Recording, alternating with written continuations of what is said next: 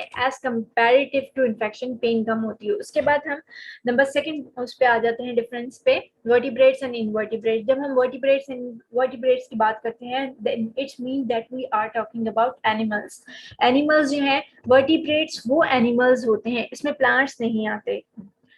It only includes animals. So vertebrates are those animals that have backbone and invertebrates are those animals that don't have backbone. We will see the definition. Invertebrates can be simply identified as animals. They don't have backbone. They are found almost everywhere.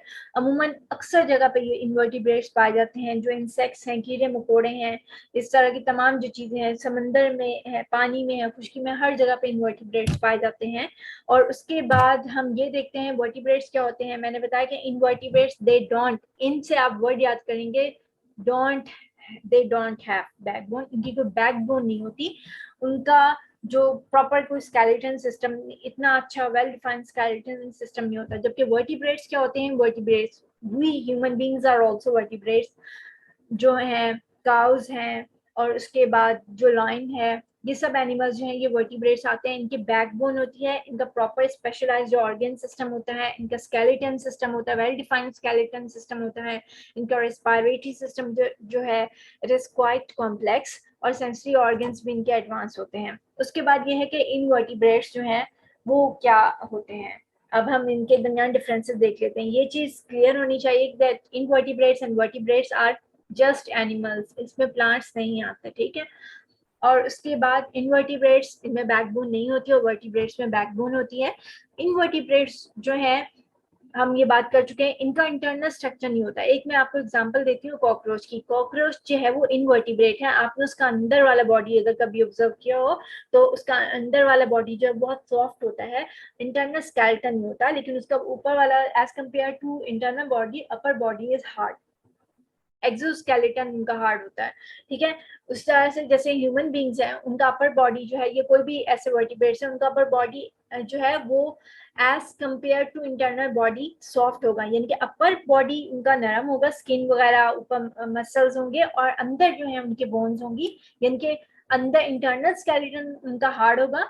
और invertebrates में internal skeleton अमूमन नहीं होता, इनके जो exoskeleton होता है, इनके ऊपर वाला बॉडी जो है वो हार्ड होता है। उसके बाद invertebrates have an exoskeleton, vertebrates में एक्सोस्केलेटन नहीं होता, उनका ये नहीं होगा कि अंदर भी एक पूरा स्कल वगैरह पूरा स्ट्रक्चर है, स्केलेटन है, ऊपर भी हमारे बोन्स हैं, ऐसा नहीं है, बोन्स सिर्फ हमारे अंदर ही है, ठीक है, ऊपर मसल्स हैं। उसके बाद बॉडी साइज जो इनका वेरीज करता है, जनरली इनवर्टिब्रेट्स जो हैं they are very smaller in size, लेकिन कुछ ऐसे इनवर्टिब्रेट्स भी हैं जो कि बहुत गिग्नेटिक प्रोपोर्शन जो है, इट ग्रोस टू गिग्नेटिक प्रोपोर्शन। जैसे क्लोसल स्क्वाइड जो है, ये एक एग्जांपल है, ये समुद्री एक जानवर है, मैं आपको इसकी आगे तस्वीर भी मेंशन यहाँ पे दिखा देती हूँ। ये अपने साइज में बहुत ज्यादा बड़ा होता है, और अमूमन वैसे इनवर्टिब्रेट्स जो है वो स्मॉलर इन साइज होते हैं। उसके बाद ये है कि वर्टिब्रेट्स, व्हाट आर वर्टिब्रेट्स की अगर हम साइज की बात करेंगे तो they are comparatively larger than the invertebrates. उसके बाद इनवर्टिब्रेट्स में ये, इनमें ओपन सर्कुलेटरी सिस्टम होता है। ओपन सर्कुलेटरी सिस्टम मीन कि इनका जो भी सर्कुलेटरी फ्लूइड होता है, जो भी वास्कुलर फ्लूइड होता है, वो किसी वेसल्स वगैरह में ट्रैवल नहीं करता, वो पूरे बॉडी में ही वैसे मूव करता है। जबकि वर्टिब्रेट्स में they have close circulatory system, इसका मतलब ये है कि इनके अंदर जो भी वास्कुलर फ्लूइड होता है, जैसे वास्कुलर फ्लूइड जब मैं बात कर रही हूँ तो इसका मतलब कोई भी ऐसा फ्लूइड जो कि पूरे बॉडी में सर्कुलेट करता है। जैसे कि हमारे अंदर ह्यूमन बींग्स के अंदर जो वास्कुलर फ्लूइड है वो है ब्लड, फ्लूइड है वो है ब्लड है। ब्लड जो है वो पूरे बॉडी में सर्कुलेट करता है और फूड और ऑक्सीजन की सप्लाई करता है, और कार्बन डाइऑक्साइड जो है वो जो हमारे बॉडी में प्रोड्यूस होती है वो भी इसी ब्लड में शामिल होकर हमारे यानी कि लंग्स में, जब हमारे लंग्स में वो ब्लड जाता है तो लंग्स उसको बाहर निकाल देते हैं कार्बन डाइऑक्साइड को। तो जो कुछ काम होता है, जो फ्लूइड की, जो वास्कुलर फ्लूइड की जो मूवमेंट होती है वो वेसल्स के अंदर रह के होती है, यानी कि पूरे बॉडी में हमारा ब्लड फैला नहीं हुआ, मतलब हमारा ब्लड जो है वो मूव करता है वेसल्स में। तो इसलिए हम कहते हैं कि हमारे अंदर जो है वो क्लोज सर्कुलेटरी सिस्टम है, जबकि इनवर्टिब्रेट्स में वेसल्स वगैरह वाला सिस्टम नहीं होता, यहाँ पे ओपन सर्कुलेटरी सिस्टम होता है। उसके बाद हम नेक्स्ट देख लेते हैं कि कंपाउंड आईज होती हैं इनकी इनवर्टिब्रेट्स की, और हमारे कंपाउंड आईज नहीं होती। हमारा सिर्फ आईज का फंक्शन जो है कंपाउंड, यानी कि हमारे अमूमन जो वर्टिब्रेट्स हैं उनकी दो ही आंखें होती हैं, और आंखों का बेसिकली फंक्शन जो है वो देखने का होता है। उसके बाद they have only one layer of skin, उनकी एक लेयर ऑफ स्किन होती है इनवर्टिब्रेट्स की, जबकि वर्टिब्रेट्स में टू लेयर स्किन होते हैं। ये ऊपर वाली जो डर्मिस है उसे हम, जो ऊपर वाली लेयर है उसको हम एपिडर्मिस कहते हैं, और नीचे वाली जो है इट इज कॉल्ड डर्मिस। उसके बाद इनवर्टिब्रेट्स जो हैं उनका अगर हम बॉडी शेप देखें, बॉडी वगैरह देखें, तो ये रेडियल और बायलेटरल बॉडी सिमेट्री होती है। अब जब मैं रेडियल की बात कर रही हूँ तो रेडियल का मतलब ये है, बायलेटरल अभी यहाँ पे मैं क्लियर कर देती हूँ, जैसे कि यहाँ पे लिखा हुआ नजर आ रहा है कि जो वर्टिब्रेट्स हैं वो बायलेटरल बॉडी सिमेट्री इनकी होती है। इसका मतलब ये है कि if we will cut the body in the centre, the left one portion will be the same as the right one. जो हमारा, अगर हम बॉडी को कट करेंगे तो जो राइट साइड का पोर्शन होगा वो लेफ्ट साइड जैसा ही होगा। तो ये बायलेटरल बॉडी सिमेट्री कहलाती है। And what is radial symmetry? Radial symmetry का मतलब ये होता है, if we will cut the body in the center, the both part will not be the same, mean left side will not be exactly the right side. For example, starfish, it has a radial symmetry. starfish में आपने देखें 5 arms होते हैं। अगर आप उसको starfish को half में डिवाइड करेंगे तो क्या होगा, एक तरफ या तो 2 आर्म्स आएंगे और दूसरी तरफ 3 आर्म्स आएंगे, या अगर आप हाफ में डिवाइड करेंगे भी तो जो वैसा यहाँ पे पोर्शन होगा वैसा वहां पे पोर्शन नहीं होगा, यानी कि एक आर्म बीच में जरूर कटेगा।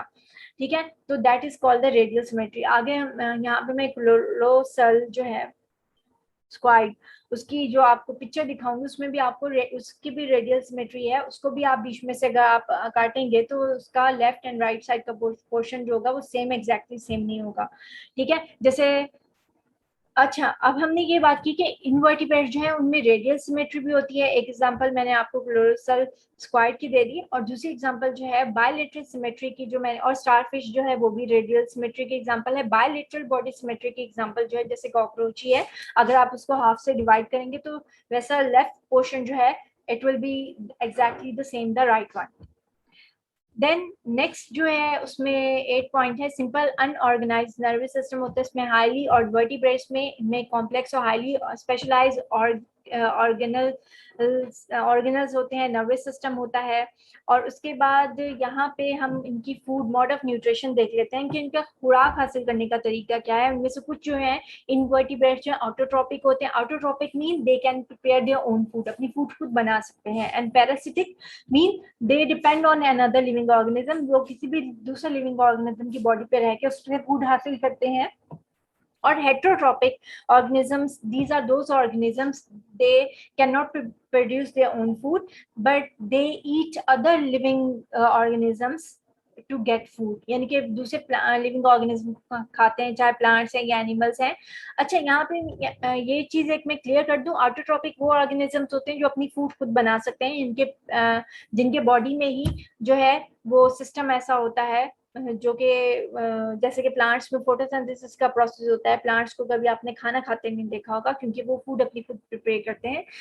same as the autotrophic, there are some animals they can prepare their own food, और parasitic वो organisms होते हैं, animals होते हैं जो किसी बॉडी के ऊपर रह के ही उससे फूड हासिल करते हैं।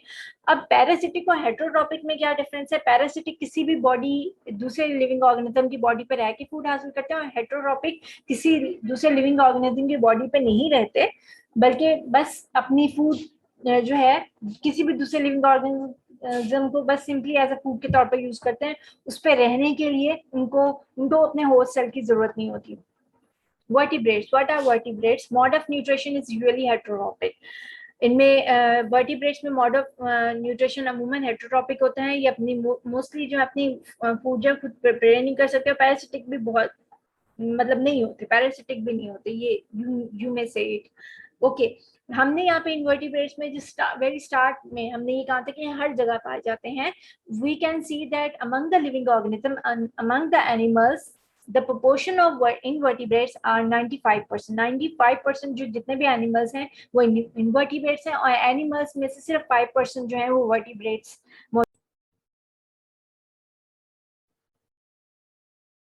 about invertebrates, we may classified invertebrates into 30 phyla. 30 phyla में हम इनको क्लासिफाइड करते हैं. अमूमन हम 8-9 फाइलम्स पढ़ते हैं अमूमन, लेकिन इनके 30 फाइला, मतलब मेन जो इनके फाइलम है वो 8-9 है, लेकिन इनके 30 फाइला है.